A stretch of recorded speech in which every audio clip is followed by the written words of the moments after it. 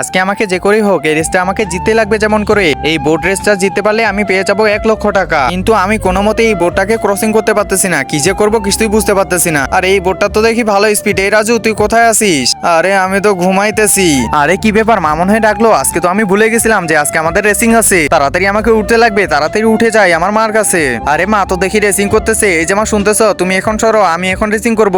আচ্ছা ঠিক আছে রাজু, তুই ভালো করে রেসিং করিস। আচ্ছা মা, তুমি কোনো চিন্তা করো না, দেখো আমি কি করে ওদেরকে হারাই। গিয়ারটা একটু বেশি করে বাড়াতে লাগবে। এই তো গিয়ারটা বাড়াই দিলাম, এবার ভালো করে হ্যান্ডেল করতে লাগবে, তাহলে তো আমি পারবো। আর একটু হলে তাদের বরাবরে চলে আসবো। এই তো বন্ধুরা, আমরা তাদের বরাবরে চলে আসছি। এই তো আর একটু হলেই আমরা ক্রসিং করে ফেলবো। একজন মা কতটা আপন হয়ে থাকে, যার মানেই তাকে জিজ্ঞাসা করে দেখো। তো দেখা যাক বন্ধুরা, এই মায়ের জন্য কে ভিডিওটিতে লাইক এন্ড সাবস্ক্রাইব করে।